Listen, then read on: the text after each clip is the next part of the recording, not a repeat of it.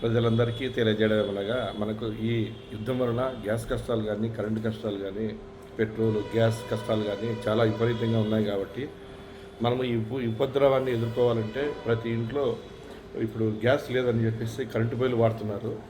దానివల్ల కరెంటు కూడా ఎక్కువ కాలుతుంది. అది కాక ఇప్పుడు వేసవికాలము ప్రతి ఒక్కరు ఏసీలు, కూలర్లు ఇదే గ్యాస్ స్టవ్ వాడితే మనకు కరెంటు కన్జంప్షన్ కూడా చాలా తక్కువైతే మనం ఆలోచించండి. మనం ప్రతి ఇంటికి మోటార్స్, ట్యాంక్స్ ఉన్నాయి.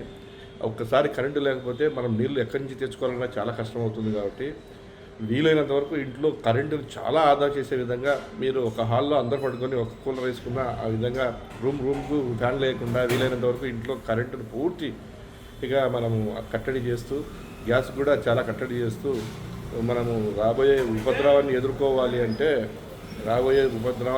మనం చేయాల్సిన పనులు. ఎందుకంటే మనము నీళ్లు మోయలేము కాబట్టి, గ్యాస్ దొరకదు కాబట్టి రేపు పొద్దున ఏదన్నా జరిగి పెట్రోల్ డీజిల్ కూడా బంద్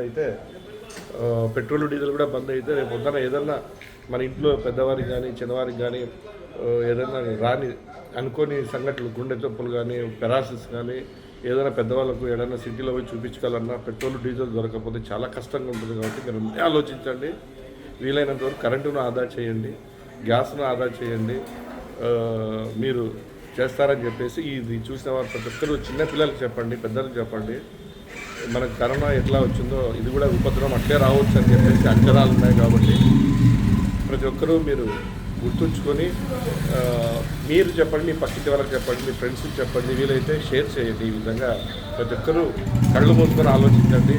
గ్యాస్ లేకపోతే, కరెంటు లేకపోతే ఏ విధంగా ఉంటుందో ఆ విధంగా చేయాలని చెప్పి కోరుకుంటూ అందరూ ఇది పాటించాలని కోరుకుంటూ జై భారత్ మాతాకు జై.